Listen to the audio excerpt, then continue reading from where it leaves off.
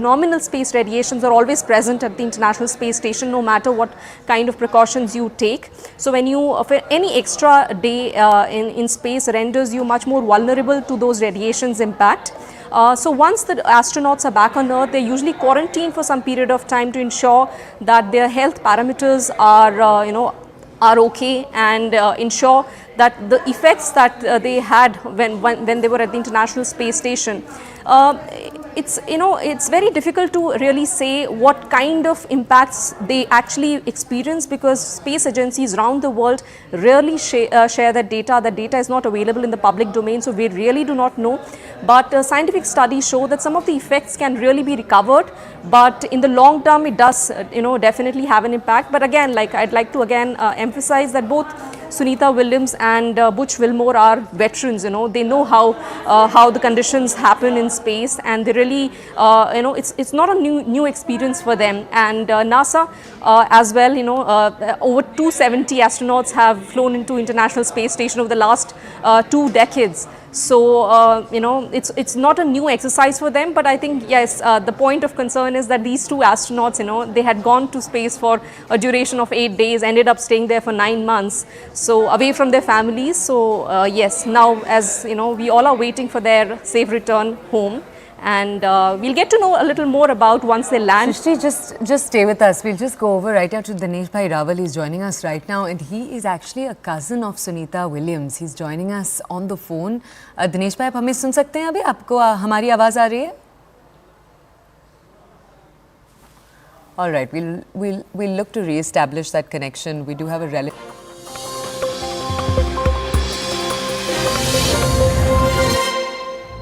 Good evening, you're watching Brass Tacks. I'm Zakka Jacob. There were violent scenes, riots and arson in the streets of Nagpur last night. The whole thing was around the controversy involving Mughal Emperor Aurangzeb and his grave in what's called Khultabad, about 100 kilometers from Aurangabad, or what is now renamed as Chhatrapati Sambhaji Nagar.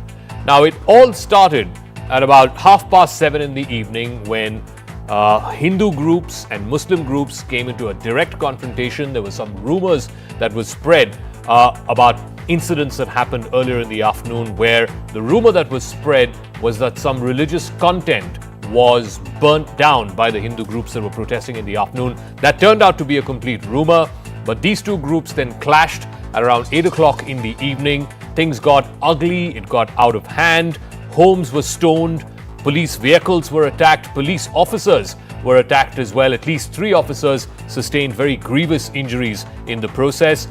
Today, the matter got raised in the Maharashtra Assembly. The Chief Minister has vowed very strong action against all those people who indulged in these riots. The Deputy Chief Minister has said that there is evidence to show that these riots were completely pre-planned by the ones who undertook this, particularly the Muslim groups that undertook this in parts of Nagpur. There were 2 particular parts of Nagpur that were badly hit. Now, the big question is, this entire thing, it's been festering for about a few weeks now. It all started with the release of the extremely popular movie, it's running successfully even now, Chhawa, starring Vicky Kaushal, which is basically attempting to revise history or correct some of the grievances of history and show a correct picture of the fight between the Marathas and the Mughals, the life story of Chhatrapati Sambhaji Rao and his fight against the Mughal Emperor Aurangzeb. The movie, of course, was a huge hit, but thereafter, a few weeks after that movie got released, it was an SP legislator, Abu Azmi, who started glorifying and venerating Aurangzeb, to which the BJP and affiliates of the Sangh Parivar took grave exception and said, how can you venerate or eulogize somebody who was basically a brutalist as far as the lexicon of Mughal emperors are concerned? Now, this entire thing has been festering in politics. There are 2 questions to be asked. One, how can we possibly redress 17th century grievances in today's 21st century? And more importantly, who is fanning these flames? And why is a tyrant like Aurangzeb venerated or eulogized by certain sections? But I first want to play out what the Chief Minister Devendra Fadnavis said in the Assembly today and the political reactions to it, and then we'll break down what happened last night. विश्व हिंदू परिषद व बजरंग दलाच्या कार्यकर्त्यांनी औरंगजेबाची cover हटाव असे नारे देत आंदोलन केले. हे आंदोलन करताना त्यांनी गवताच्या पेंड्या असलेली प्रतिकात्मक कबर त्या ठिकाणी जाळली. जाणीवपूर्वक अशा प्रकारचा हल्ला केल्याचं या ठिकाणी लक्षात येत आहे. याचं कारण जवळपास एक ट्रॉली भरून त्या ठिकाणी दगड मिळालेले आहेत आणि काही लोकांनी जमा करून ठेवलेले दगड, वरती जमा करून ठेवलेले दगड हे आपल्याला पाहायला मिळाले. शस्त्र देखील मोठ्या प्रमाणात त्या ठिकाणी होते. ते शस्त्र जप्त करण्यात आलेले आहेत.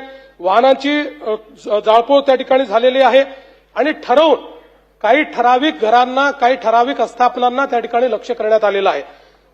3 डीसीपी लेवलचे लोक या ठिकाणी जखमी झालेले आहेत आणि जसं मी सांगितलं की यातल्या एका डीसीपीवर तर थेट कुऱ्हाडी वार हा त्या ठिकाणी करण्यात आलेला आहे. त्यामुळे निश्चितपणे याच्यामध्ये काही ना काही एक प्रकारे काही लोकांचा सुनियोजित पॅटर्न हा देखील त्या ठिकाणी दिसतो आहे. अशा लोकांना त्या ठिकाणी त्यांच्यावर कारवाई ही केलीच जाईल. कुठल्याही परिस्थितीमध्ये कायदा आणि सुव्यवस्था हाती घेण्याची कोणालाही परवानगी या ठिकाणी देण्यात येणार नाही. आणि मी एक गोष्ट स्पष्टपणे सांगतो, पोलिसांवर ज्यांनी हल्ला केला असेल त्यांना काय झालं तरी सोडलं जाणार नाही. All right, so let's just give you some context to this. This whole thing is around the tomb of Aurangzeb, which, by the way, is a curious twist of history.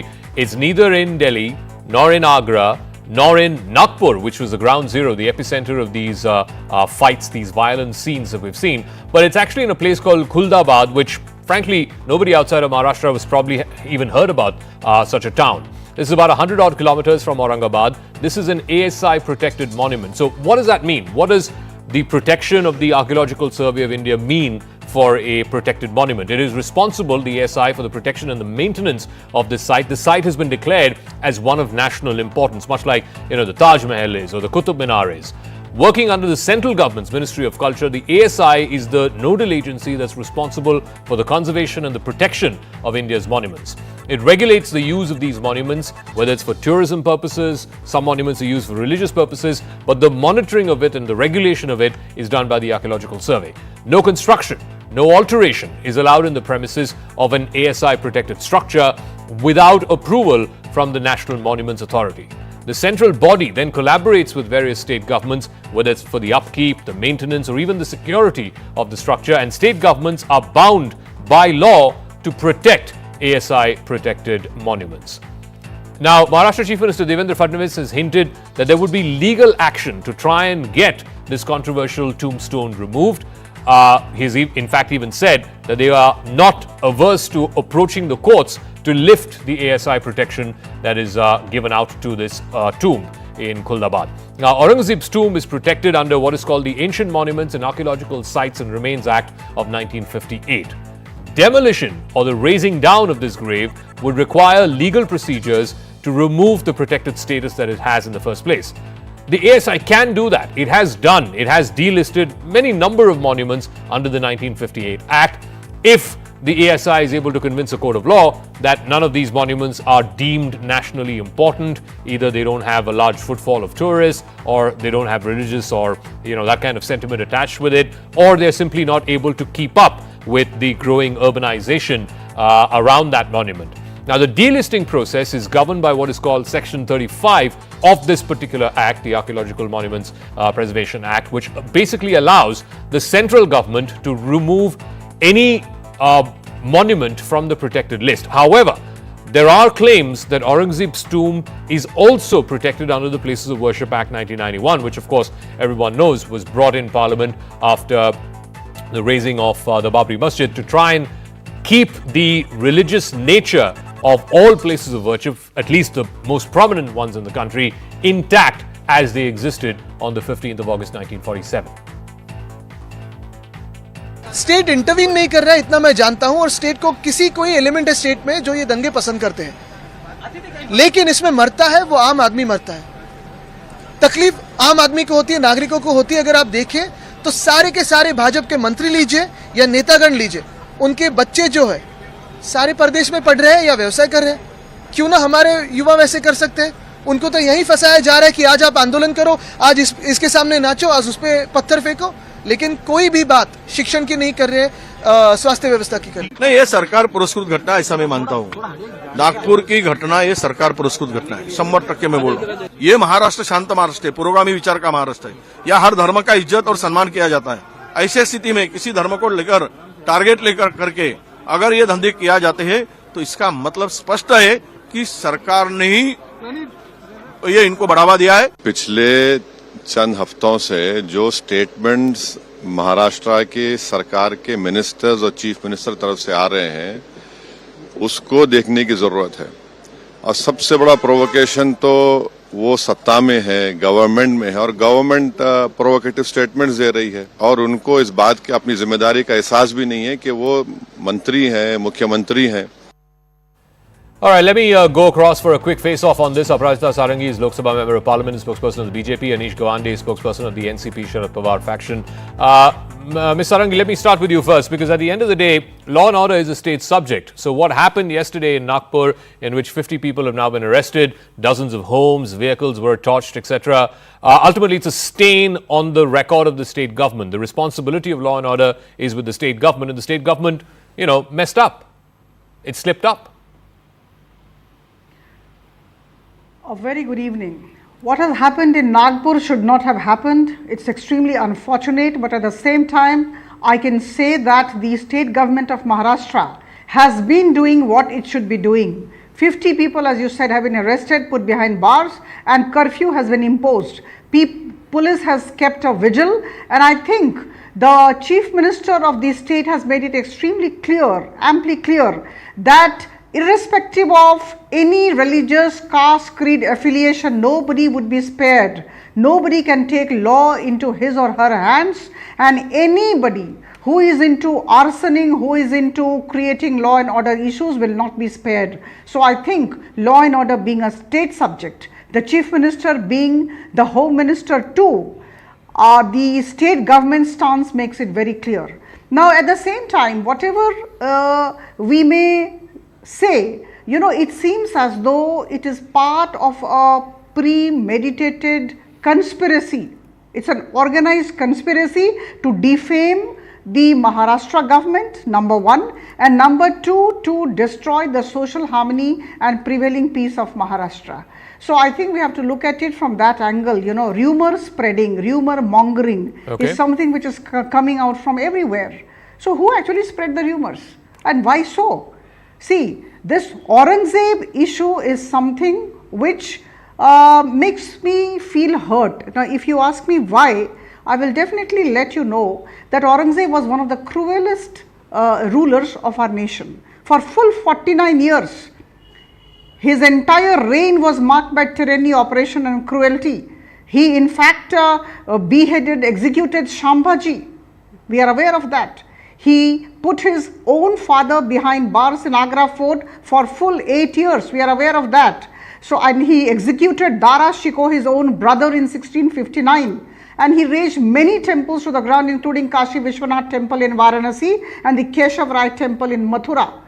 And let me tell you, in fact, I will request all of you to go through a book. I'm a student of history, that's why I'm saying with a lot of confidence, but with humility. There is a book, Emperors of the Peacock Throne, the Saga of the Great Mughals. Please go through this book. And this book has not been written by an Indian. It has been written by Abraham Erali. And the author says that Aurangzeb had razed all temples around Ujjain and destroyed almost 300 temples in Rajasthan. So I think when a particular person, by chance he is a BJP MLA, and if members of BJP, of VHP and Bajrang Dal talk against Aurangzeb, what's wrong? Okay. And so let me ask who is Anish defending Aurangzeb, who is standing by Aurangzeb, are actually anti-national, I would say. I would go to the extent of saying that they are into appeasement politics. That there was a certain narrative, there is a certain sort of version of Aurangzeb and a certain whitewashing of his crimes, mass crimes, that we were all taught in our history books, and it took a movie, a popular Bollywood movie, to even shed the light on the role of Chhatrapati Shambhaji Maharaj to maybe not a Maharashtra audience, but to an all India audience. And then after this whole thing really started when Abu Azmi, an SP MLA, went up and said that, look, this guy was a great man and he's done great things and he was a unifier, not a divider. Why would anybody eulogize and venerate a person who was a known tyrant? That was what the issue was. The fact that there was all this glorification that was happening of a brutalist. That's why the Hindu groups, whether it's BJP MLAs, whether it's VHP, Bajrang Dal, etc., have been going on an overdrive saying, raise down the grave. Why are you celebrating such a tyrant? Zakka, good evening. I'm very glad to be on the show, and good evening to Mrs. Sarangi as well, who's a parliamentarian I appreciate and admire very much, and whose work I've respected. As a fellow student of history, I was ashamed yesterday when we were discussing Aurangzeb, because this is not what I wanted to discuss as a young politician in Maharashtra. There are far greater crises facing my state today, and I would much rather like to discuss other issues. Now the reality remains that in Maharashtra, if you grew up in Maharashtra, you did not need Chhawa to teach you about the horrors of Aurangzeb. I grew up reading Mrityunjay by Shivaji Savant, which details in many excruciatingly difficult sort of ways the horrors inflicted upon Chhatrapati Sambhaji Maharaj by Aurangzeb. If we turn back to history, we see that the history of my state of Maharashtra has been such that even the grandson of Chhatrapati Shivaji Maharaj, Shahu Maharaj I, visited that grave of Aurangzeb, because the tradition of a Shiv Shahu Phule Ambedkar Maharashtra has not been to raise things to the ground but to acknowledge that history. The most befitting lesson that Aurangzeb has ever received is that his grave is an unmarked, unknown grave in the middle of Khultabad, because anyone who has tried to affront the dignity of Maharashtra has faced his end, and we need to remember that. Let me tell you a little bit about the fact that Abu Azmi made this statement. When did he make this statement? Aap thodi chronology samajhiye. Abu Azmi makes this statement the same day that Dhananjay Munde is sacked. Fadnavis ji makes his statement about Aurangzeb the same day that the budget of Maharashtra is presented, and they can't raise the amount for the Ladki Bahin Yojana from 1,500 rupees to 2,100 rupees. Again, this controversy is reignited during the Vidhan Sabha session to avoid any sort of critiques or accusations. My simple stance over here, and my party's simple stance is, this government has been in power for 10 years. The BJP is the first government that behaves like it's in the opposition when it is in power. Your ASI is under you, your central government is under you, your state government is under you. Do we really need to make a 3-week charade out of the removal of a grave of Aurangzeb? And I want to finally just add one small point, because Mrs. Sarangi has been an administrator and she's been an impeccable one in Odisha. And I respect and admire what she said today. But unfortunately, other members of the BJP are not following suit. We have a very tense situation in Nagpur. There are riots that have taken place last night. But what does the Nagpur Central MLA or BJP MLA say? Only one community was important in the riots. Only certain shops have been destroyed. Are you fanning flames instead of calming them down? Do you want more riots to take place? This is not responsible. Gadkari ji has been responsible. Other senior leaders have been responsible. But I really hope that other people in the party follow suit, that's an aside very, from the main very story. I want to ask Aparajita Sarangi though. I mean, answer the point that Anish Gawande is making. You've been in power for 10 years. The Aurangzeb issue is not a new one, and surely it shouldn't have taken a movie for this issue to become mainstream. Why aren't you approaching the court? Why isn't the ASI? And time and again the ASI approaches the court and says, look, there are certain monuments which we are not able to maintain or upkeep, or it's relatively fallen in importance. There are no people visiting there. There are no tourists, etc. From time and time again, virtually every year the ASI does that. Why haven't you done that with Aurangzeb's tomb? The point is that ultimately this is being propped up as a political festering dispute, so that ultimately, and this is what the opposition is alleging, ma'am, that the upcoming municipal elections get polarized and it benefits the BJP and its alliance partners. Now, with all humility, let me tell you that Bharatiya Janata Party at this stage does not want to indulge in politics to win votes or to win the credibility of the people of Maharashtra. Please don't forget that we have just won 3 elections with thumping majority: Haryana, Maharashtra and Delhi. So I think we are not at all bothered about the elections that are coming. Development is our agenda. The right policy formulation is our agenda, and its proper implementation is our agenda. We focus on that. We focus on events like Mahakumbh, which actually took the shape of an event, great event, which actually united the entire nation together. So my point is, my simple point is, one BJP MLA and the BHP and the Bajrang Dal, they come and they talk against Aurangzeb, right? Now, why do these people feel threatened? Why do these people have to stand with Aurangzeb? The defendants of Aurangzeb today are actually anti-national, if I can say that, and they are indulging in appeasement politics. I can say for sure. Why should, I mean, you know, it hurts us when you stand by Aurangzeb. Why are these people suddenly very uncomfortable when we actually speak against Aurangzeb? I think they all should come forward and say, yes, Aurangzeb was the cruelest Mughal emperor, the 6th Mughal emperor, very cruel. And his, we should take action against the glorification exercise. But at the same time, let me tell you, you did mention about the Amsar Act 1958, the Archaeological Monuments and Archaeological Sites and Remains Act 1958.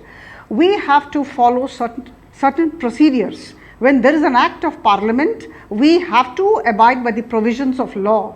And the ASI is under the central government, as you rightly said, Zakka.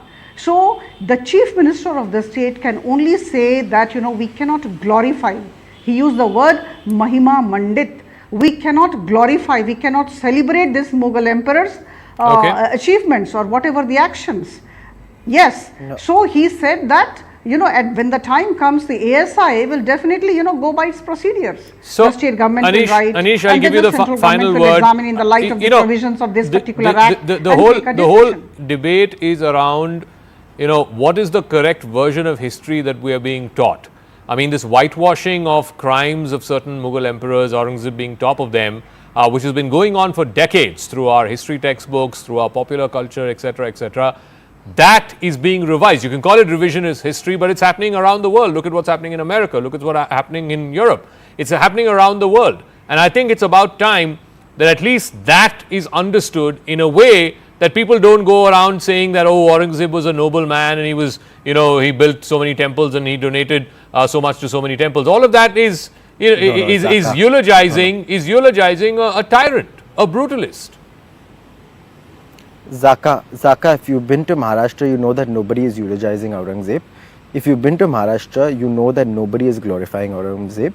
If you've been to Maharashtra, you know that everyone goes to the Ellora caves, which are walking distance from this venerated grave of Aurangzeb that Chief Minister Devendra Fadnavis says a Mahamandal is being sort of built around, and you'll know that nobody goes to that grave of Aurangzeb. So the reality is that this is an imaginary monster being created in heads to distract from real issues. It's distracting from the fact that 7 farmers are dying every day from suicide in Maharashtra. It's distracting from the fact that the stock markets have fallen 16%. It's distracting from the fact that Trump's tariffs might hit 5 to 10 basis points of our GDP in the coming years. These are distraction tactics that we must sort of stay away from. And for the NCP SP, I don't think we ever need a certificate of patriotism for anybody, particularly when it comes to venerating Aurangzeb.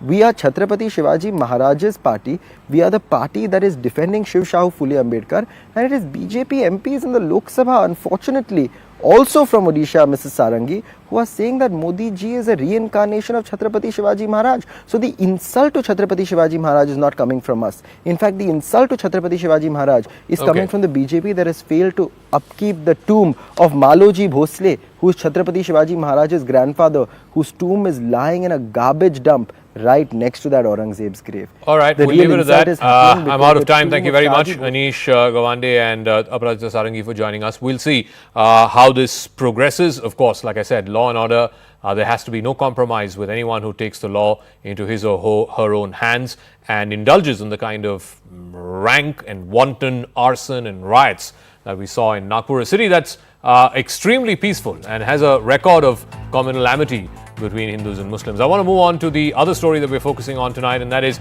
External Affairs Minister Dr. Jaishankar, today speaking at the Raisina Dialogue, criticized Western nations for what he called hypocrisy when it comes to the whole question of who is acceptable and who is not acceptable and what is acceptable and what is not. He criticized Western nations for their double standards when it comes to Kashmir. He highlighted the prolonged occupation of Pakistan-occupied Kashmir, calling it the longest illegal presence in a territory post-World War II.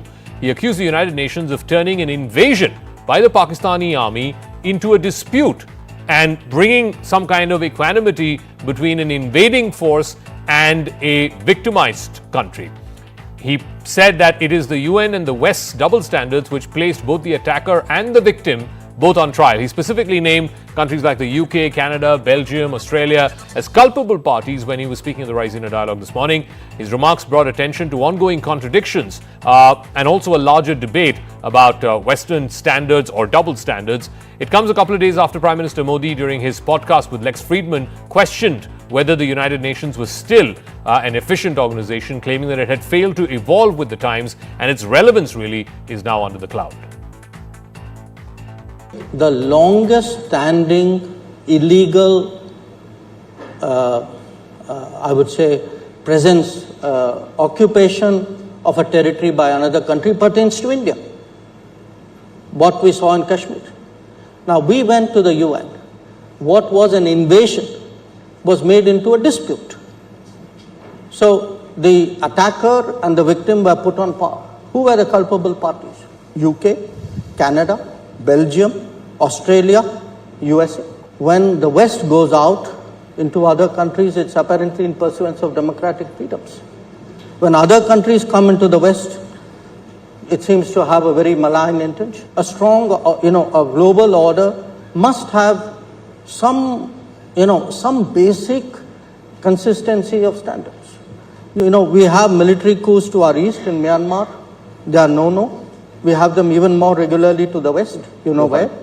They seem to be okay. We do need an international order, just like we need a domestic order.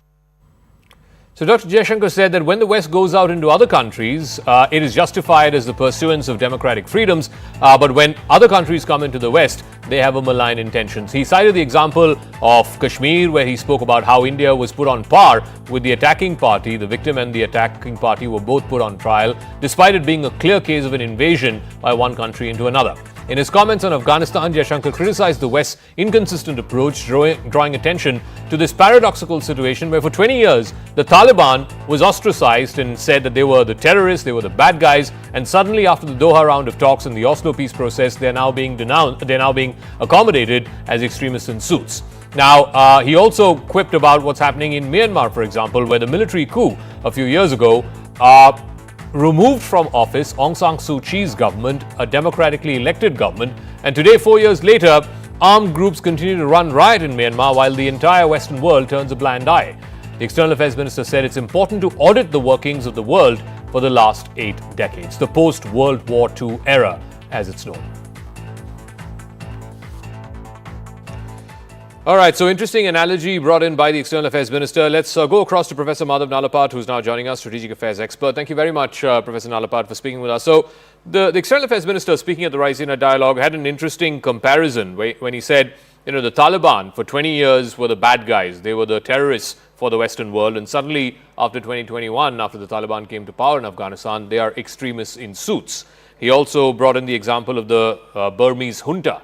The military there, they overthrew an elected government in 2021, and now everybody in the West is doing business with them. But when India approached the United Nations for what was clearly an invasion into Kashmir, then it was treated as a dispute. Do you think this is a fair analogy? Well, in my view, it's a very fair analogy, and Minister Jaishankar is perfectly justified in pointing it out. Actually, there's no such thing as a Kashmir dispute. The only issue there is the occupation of parts of Kashmir by Pakistan and by China. The territory of Kashmir has clearly been marked by British maps, and may I point out, whether it is China, Tibet, Pakistan, India, well, all our boundaries are set on the basis of those maps. And according to those maps, the entirety of Kashmir belonged to India. Unfortunately, we agreed for a hasty ceasefire, but the reality is it belonged to India. So I think Minister Jaishankar was quite right in pointing it out. And if I may say so, if you look at Syria now, it's the latest example. Yeah. You have the Al-Jolani, who's suddenly being called Al-Shara, and because you have a change of name, well, he's completely whitewashed. I mean, Al-Jolani is a hardened ISIS operative, a hardened Al-Qaeda operative, And now that his name has changed to Al-Shara, he's supposed to have undergone a transformation of his soul and the transformation of his mind. Now we have seen in the way the Alawites have been massacred in Syria, what kind of a moderate or democrat he is. Okay. Bashar Assad was a despot. He was a dictator. There's no doubt about it. But the reality is that Al-Shara is far worse, and he's slaughtering the Alawites, and I'm afraid the West is doing nothing about it. So yes, you're right. The minister definitely has a point about this seeming double standard by the Western world, by the so-called liberal international order, and he says there needs to be some recalibration there. But here's the thing, the liberal international order is being appended by Donald Trump in ways that was unimaginable just a few years ago. So how does India make sure that this liberal international order, of which India too has been a beneficiary from 1991, since we've had economic liberalization, and it is in our interest to continue with this for as long as, our economy is growing and we can catch up with China economically speaking, so on and so forth. But Trump would have none of it. So how does India make sure that yes, those double standards need to be redressed, but at the same time, we don't want to completely blow out the baby with the bathwater, as it were? Look, the point is, how do you define the liberal order? So far, I'm afraid the Atlanticist powers have defined it as defined by themselves. So when they change the definition, automatically the rest of the world is supposed to follow suit.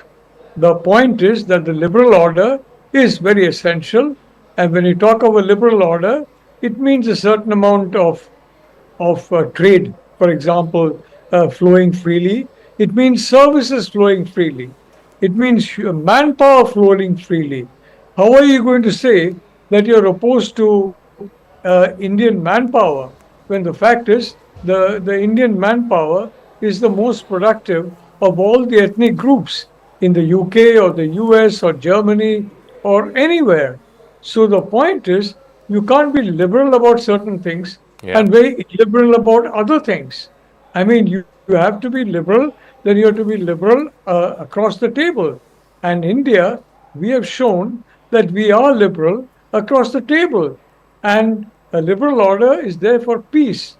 What is happening in Ukraine? You are arming Zelensky, and Trump, frankly, I'm a bit surprised. He has moved away from his original stance of trying to come closer to Russia. And that would have been a nightmare for China. Instead of which, he suddenly changed his policy, and I certainly hope he changes it again for the simple reason that's the only way to ensure peace in Ukraine. If the US doesn't play ball, the European countries will not play ball, and frankly, all the economies are suffering, and we are good friends with all of Europe. All right. We are very good friends with the US, we are friends with Russia, and above all, we want peace.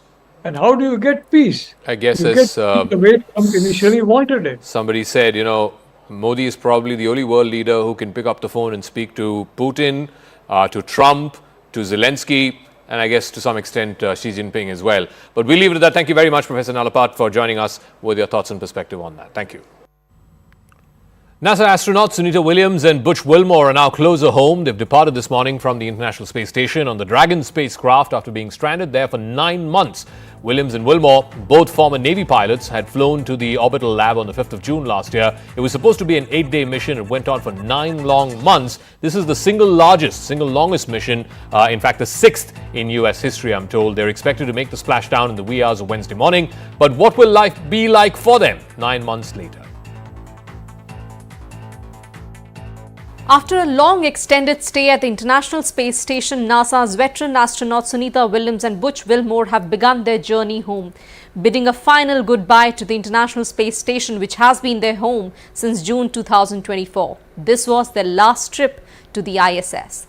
If all goes as planned, the SpaceX Dragon will splash down off the coast of Florida in the wee hours on Wednesday. But a final go-ahead will depend on the weather conditions at that time and the sea conditions off the coast of Florida. Now, according to NASA, the weather so far is expected to be pristine and the recovery teams are ready. The spacecraft has successfully undocked from the ISS at around 11 a.m. this morning Indian Standard Time and gradually moved away. It has since performed multiple deorbit maneuvers, and in a few hours from now, the deorbit burn will be initiated. Now, this is a very crucial stage which will prepare the spacecraft for its re-entry into the Earth's atmosphere. The descent will take a few hours, and as per NASA's timeline, the splashdown should occur around 3:30 a.m. to 4 a.m. Indian Standard Time tomorrow, after the parachutes are deployed. But each step has its own technical challenges and has to be precisely executed. Now, re-entering Earth's atmosphere is no easy exercise, since the tiny spacecraft has to brace up for intense heating and friction which is generated when the capsule is free falling at high speed towards Earth. Do you think mankind can build space apartments on Moon and Mars? So do we think we can be living on the Moon and Mars? Yes, absolutely. I mean, we've proven that people can live in space in microgravity for quite some time in a closed environment. I think like I said, our next step is going to the Moon. However, we need to learn how to be able to stay there for a longer period of time rather than the Apollo missions, which were there for just days. So we're using the space station as a stepping stone to be able to do that. And I think we'll be able to understand how to even grow our own food there, which we'll need to do. It'll be a little bit of a gravity environment. We'll have to do spacewalks. We'll have to be able to build things while we're there. We'll have to be able to breathe oxygen. So all of these things we're working on with the International Space Station will take that technology to the Moon. And then from the Moon, we'll take that, like I said, that technology to Mars. I think we can do it. I look at this room, I look at a lot of things a little bit differently now that I have been in space. I look at how much room there is above us and how fun it would be to, jump off this platform and fly to the back. It's just an example of thinking a little bit differently. And it makes you solve problems differently. It makes your brain stimulated and try to understand a different environment and how to solve problems. So I think that is the biggest key, is we're learning new technology. We're forcing ourselves out of this 2D plane that we live on, the crust of the Earth, into looking at things upside down and sideways, and maybe that will help us solve a lot of the problems today. Ma'am, if you get an opportunity to take one special person in space, then who would it be? Oh wow, that's a tough question. I think I would choose anyone who had any animosity towards somebody else, because once you get up into space and you look down at the planet, I think all that feeling of dislike for anybody else would just go away, because you would see how beautiful and peaceful our planet is. And it's, like I mentioned before, it's hard to imagine any people arguing, not to mention fighting on the Earth. Science and technology have developed so much now, and the life of man is risky when he goes to this space. And robots can do your work. They can also do research on this space. Then why are you people going over there? Well, I think humans in space is a necessity. When we have robots on Mars like we do right now, they're not making decisions. That decision, when they're going to the next place, has to come back to Earth, and then they have people interacting to then make the decision. They also don't have all of the knowledge as they just look around and decide what will be the next logical step to do, what would be the next thing that would lead to the next question. And humans there to make those judgment calls, to make those decisions, is going to have to happen. It's also how we're going to relay what we see and feel back to Earth. We don't get a feeling from those robots. We only see what in their limited view, what they see.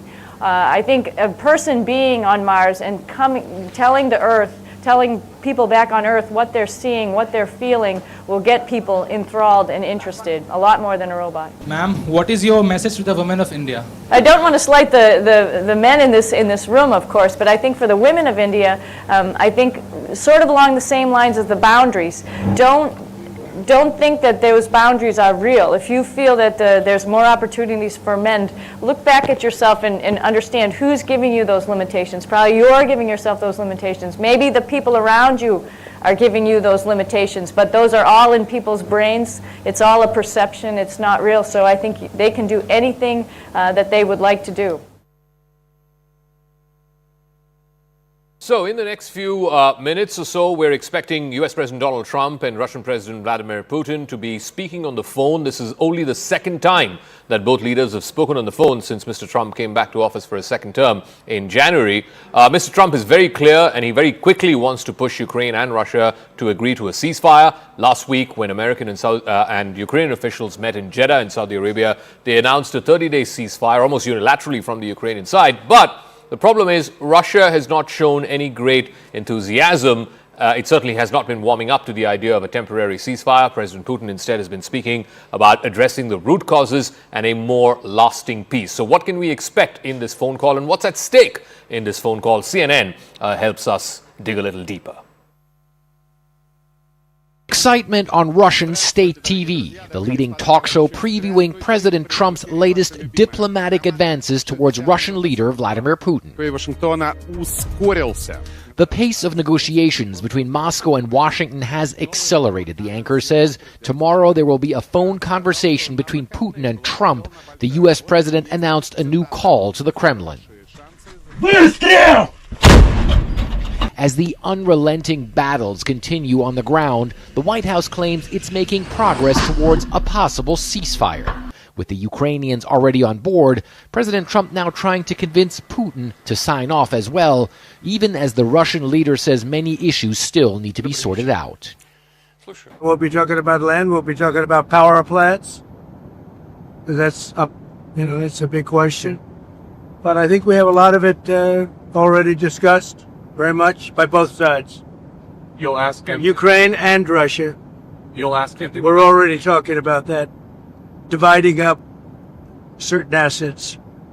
Dividing up assets between Ukraine and Russia, while Moscow's forces are seemingly on the brink of ousting Ukrainian troops from their shrinking foothold in Russia's Kursk region, soldiers collecting war trophies after hard-fought battles.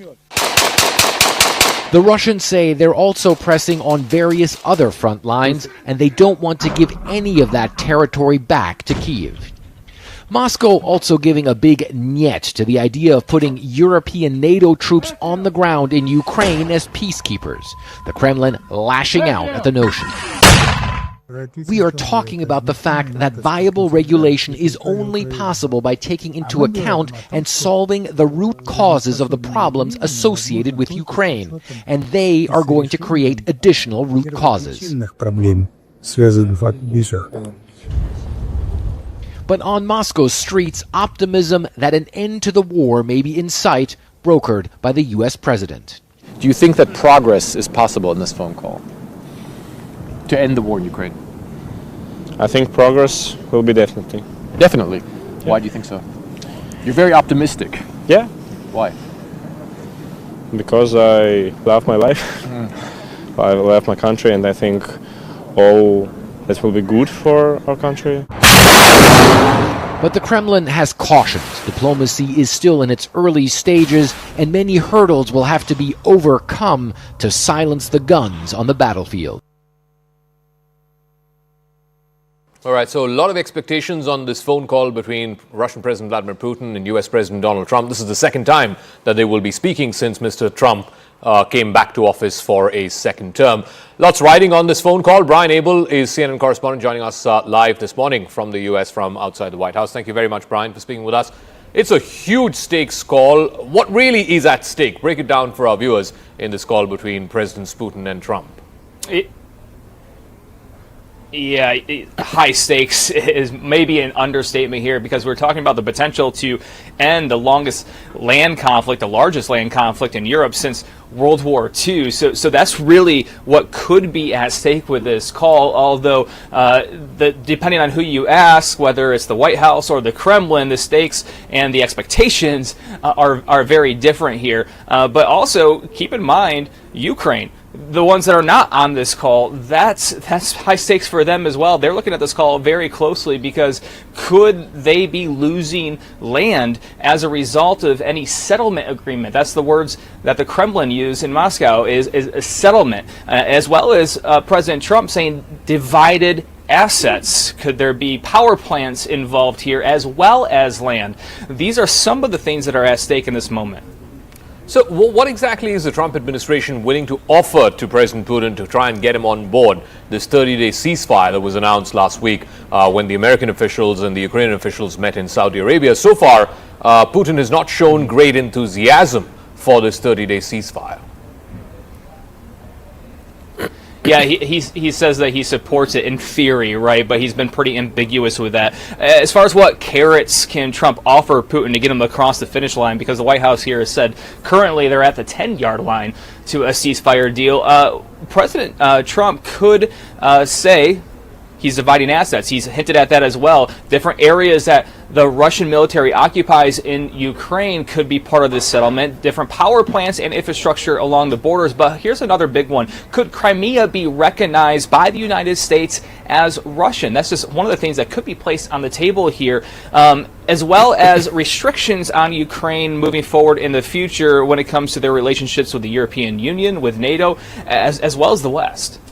And is there any plan B that the U.S. administration, the Trump administration has, in case Putin refuses to agree to their terms over this call that happens tonight? Like I said, he's not shown great enthusiasm for the 30-day ceasefire. Do they have a plan B?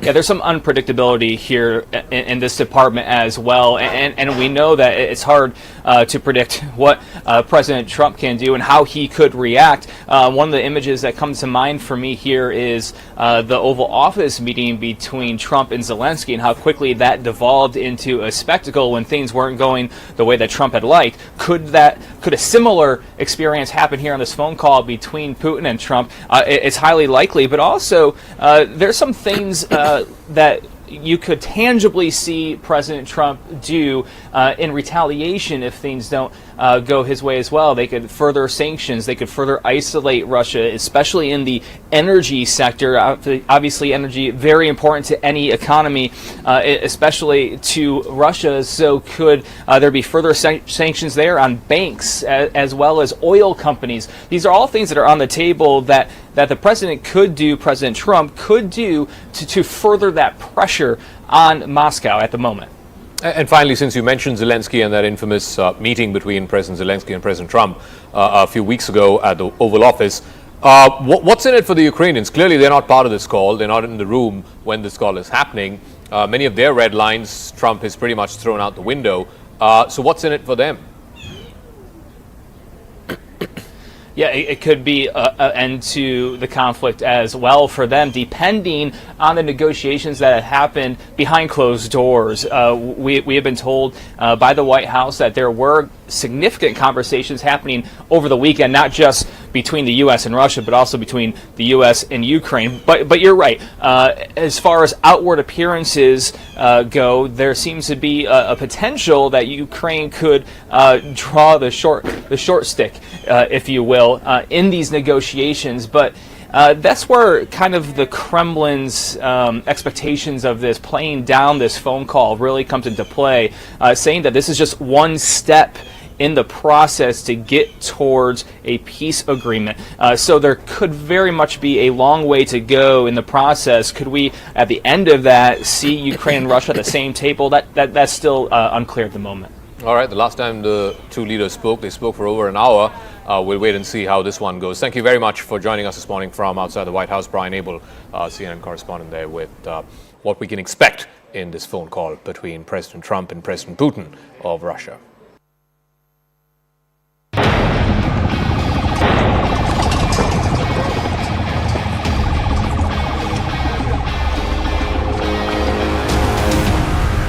The escalation in Gaza marks the collapse of a fragile ceasefire that had temporarily halted 15 months of conflict between Israel and Hamas. On Tuesday, Israel launched its most intensive airstrike since January, killing at least 250 Palestinians. These multiple rounds of attacks, mostly aerial attacks, targeted residential areas in Deir al-Balah, Gaza City, Khan Yunis, and Rafah. This resurgence of violence stems from multiple unresolved tensions over the release of hostages, humanitarian conditions, and fundamentally incompatible political objectives. These are the issues that the January ceasefire temporarily tried to paper over. The three-phase ceasefire brokered by Egypt, Qatar and the United States began unraveling because of a variety of factors, but fundamentally because of the collapse of hostage negotiations. Hamas refused to release the remaining 59 hostages unless Israel freed thousands more of Palestinian prisoners in return and also completely withdrew its military from Gaza. Israel rejected outright both of these demands. Netanyahu's office said that the strikes were responding to Hamas's repeated refusals to negotiate seriously with Israel. Hamas, in turn, has also accused Israel of restricting humanitarian aid deliveries below the agreed levels, which was part of the ceasefire. Israel blocked all humanitarian corridors just 2 weeks before the strikes. Israel also claimed that Hamas has been diverting supplies. This created catastrophic conditions for the 2 million residents of Gaza who were anyway being pounded with 15 months of conflict. The Israeli leadership maintains that the military operations which resumed this morning were essential to dismantling Hamas's capabilities and securing the release of the remaining hostages. Israeli officials have also countered Hamas with the use of humanitarian corridors to try and divert them for smuggling weapons or other resources meant to regroup Hamas's potential to hit Israel again. Now, this mutual distrust further eroded any chance of a lasting peace, and it left millions in Gaza facing severe shortage of food, medical supplies, and basic necessities. Israel is operating with full force against the Hamas terrorist organization in the Gaza Strip. We have reached this situation after the Hamas repeatedly refused proposal to extend ceasefire and to release our hostages.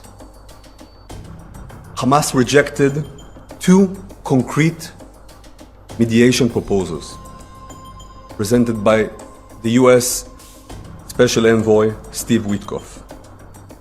Israel agreed to these mediation proposals. Hamas refused them. The ceasefire primarily served as a tactical pause rather than a lasting peace framework. Israel used this lull to prepare for its renewed offensive, while Hamas regrouped both militarily and politically, including signing a reconciliation deal with Fatah, which is the faction that rules the West Bank. This happened in July of last year. The signing of that reconciliation deal was perceived by Tel Aviv as a direct threat to Israel's security interests. There is also the changed dynamic under the new Trump administration. The US administration under President Donald Trump has adopted starkly different approaches when it comes to the Israel-Hamas conflict on the one hand and the Russia-Ukraine conflict on the other. Trump's approach to the conflict in Gaza is in sharp contrast to his stand on Russia's invasion of Ukraine. While he has consistently endorsed Israel's right to defend itself against terrorist threats from Hamas, he's also urged Ukrainian President Vladimir Zelensky to negotiate with Russia rather than pursue military action. This dichotomy in Trump's approach does raise some questions about his motivations. Why does he seem so eager to support aggressive military action against Hamas while advocating for restraint in Ukraine? I told Bibi, you do whatever you want. One explanation lies in Trump's political calculations domestically within the US. His administration has actively courted both the evangelical Christian voter base and also the pro-Israel Jewish constituency, the lobby which is very powerful. Both of these constituencies view unwavering support for Israel as a moral imperative. This base has been instrumental in shaping Trump's foreign policy agenda. They even justify military actions that are aligned with Trump's interests. His Middle East envoy, Steve Witkoff, and Israeli ambassador Mike Huckabee have openly even questioned the two-nation theory, which for many years both Democrats and Republicans have said is possibly the only plausible solution to this long-vexed dispute. Moreover, Trump's rhetoric often frames conflicts through a lens of American exceptionalism and also security concerns that are tied to Iran's influence in the region. Trump has positioned himself as a staunch ally of Israel against perceived Iranian aggression, whether it's through proxies like Hamas or Houthis. Trump then reinforces his image as a strong leader who is willing to confront the Islamic Republic of Iran and its proxies head-on. Despite Trump's self-proclaimed anti-war stand, he famously said that in his first 4 years as president, not a single war was launched, compared to what happened during 4 years of Biden, when both Ukraine was attacked and also Gaza was attacked after the October 7 terror attacks. Trump, in the recent past, in the last few days, has authorized more than 40 airstrikes against Houthi targets in Yemen. And this happened just days before Israel's renewed bombardment of Gaza. It clearly shows Trump's preference for military solutions only when it's aligned with America's interests or the interests of its allies. Israel's planned invasion, and this is what experts in Israel are talking about, a ground offensive, a massive ground offensive into Rafah, where Israeli military leadership believes a large number of terrorists of Hamas are still holding out. But the problem is, it's also where 800,000 displaced Palestinians have taken shelter. Even when that ground operation happens, it could exponentially increase the casualties. Previous evacuation plans and creating so-called humanitarian islands or humanitarian corridors proved to be extremely inadequate. The ceasefire that was negotiated by the US, Qatar and Egypt now appears increasingly tenuous following the renewed airstrikes by Israel over Gaza. With both Israel and Hamas unwilling to compromise on some key issues, whether it is prisoner exchanges or humanitarian corridor access, the prospect for renewed diplomacy seems rather bleak. Also, Trump's rather disinterest in bringing this conflict to a close. Military analysts predict that unless there is an external intervention of some form or a significant shift in strategy from either Israel's side or from Hamas's side, this cycle of violence will likely persist well into its second year.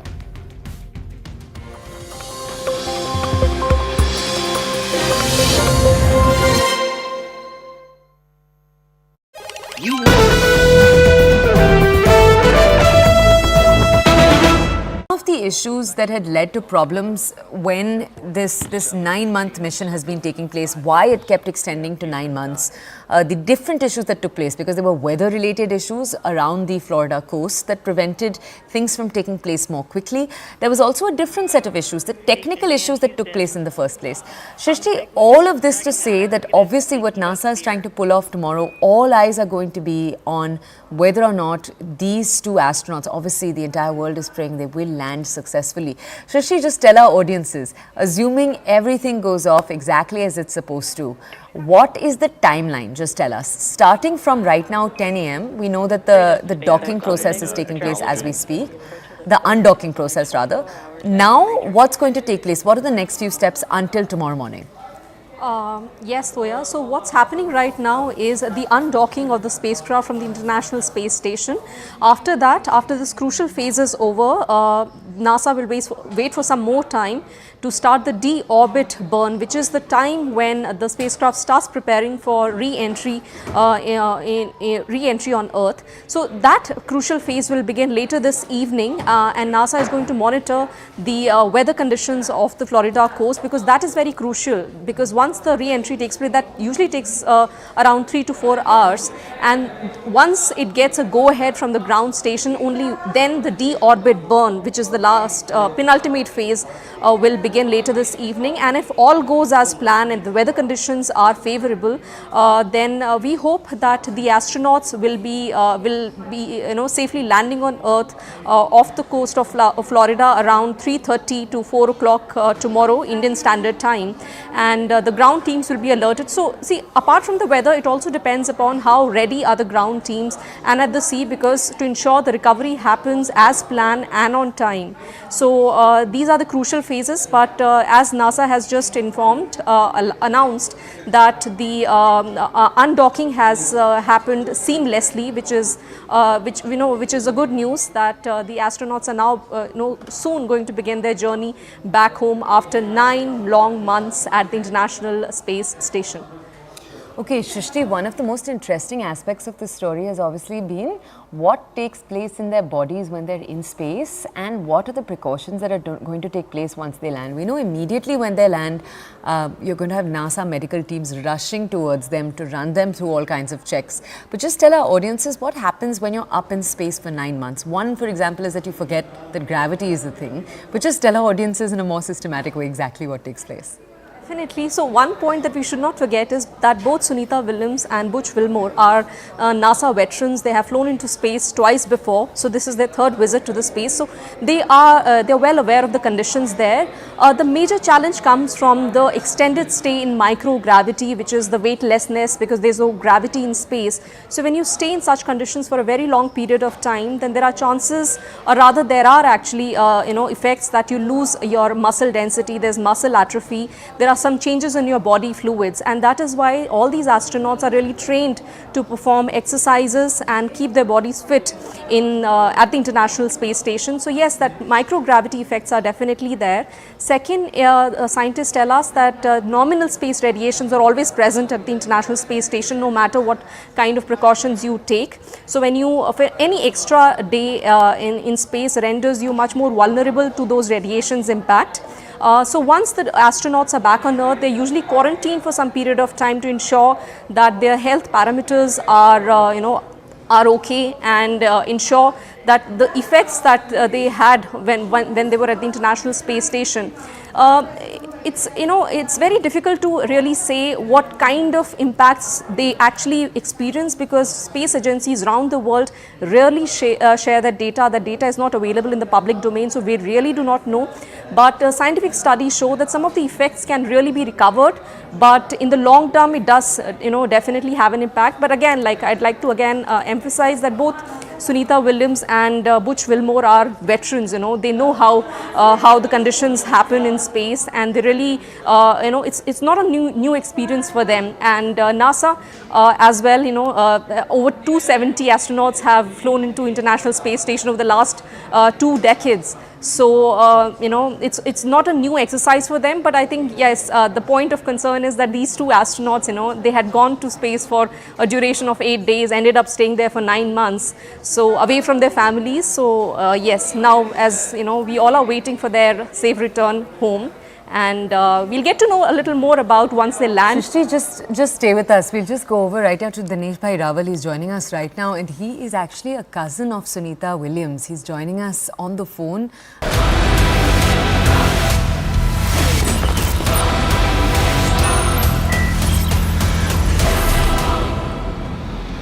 Viewers, as you can see on your screens, grievous rioting in Nagpur has left a trail of injured people, among them at least 15 police personnel, one of whom was in a serious condition till we last checked. The riots were triggered when a group from a particular area were, viewers, incited by members of the Vishwa Hindu Parishad calling for the deplatforming of Aurangzeb, burnt an effigy of the Mughal emperor who spread communal tyranny in the 17th century. The rioting began last evening, viewers. At 1 p.m. there was a protest, as I told you, by VHP and Bajrang Dal over Aurangzeb's tomb. They want Aurangzeb's tomb to be quarantined, closed to the public, closed to anyone entering its premises to pay respects. This protest went on for a few hours. By 7:30 in the evening yesterday, the first group gathers at Shivaji Chowk, raises slogans against those who still like to put Aurangzeb on a pedestal. At the very same time, viewers, a second group assembles at Mahal area of Nagpur. In about 5 minutes, the police is deployed to control the situation. But viewers, despite the police presence, at 9 p.m. clashes erupt, leading to stone pelting. Public property is damaged as a result of the stone pelting, and those visuals that have been carefully treated, labeled, annotated, so to speak, tell you how the evening progressed. Violent mobs then set public equipment on fire, vehicles on fire. They pelt stones also at the police. All this by about 9:20 p.m. This is when 24 hours ago, viewers, we broke that story to bring to you the pictures from Nagpur. By about 9:30, the police had fired tear gas to disperse the crowd and bring the situation under control. Even now as we speak, Nagpur is tense. Today, the state chief minister, Devendra Fadnavis, issued a statement in the Maharashtra legislature linking the violence to what he believed is a premeditated conspiracy aimed at disrupting peace. These are his words, not mine. Let's listen to him, viewers. काही ना काही एक प्रकारे काही लोकांचा सुनियोजित pattern हा देखील त्या ठिकाणी दिसतो आहे. अशा लोकांना त्या ठिकाणी त्यांच्यावर कारवाई ही केलीच जाईल. कुठल्याही परिस्थितीमध्ये कायदा आणि सुव्यवस्था हाती घेण्याची कोणालाही परवानगी या ठिकाणी देण्यात येणार नाही. आणि मी एक गोष्ट स्पष्टपणे सांगतो, पोलिसांवर ज्यांनी हल्ला केला असेल त्यांना काय झालं तरी सोडलं जाणार नाही. The opposition, viewers, slammed the chief minister, who happens to be a legislator from Nagpur. Several opposition leaders pinned the blame on the BJP for what they said was an attempt at weaponizing Aurangzeb's legacy to consolidate its Hindu voter base. Aditya Thackeray of the UBT Sena, for example, came out and said, and I quote him, "Sadly, when the BJP cannot govern, they resort to violence and riots. If you look at Manipur, that is exactly what they want to convert Maharashtra to. They're trying to dig up the history of someone who lived over 300 years ago, but they cannot speak about the future and the present," unquote. Pawan Khera, the national spokesperson of the Congress party, came out and said, I quote again, viewers, "Riot broke out in the Mahalaya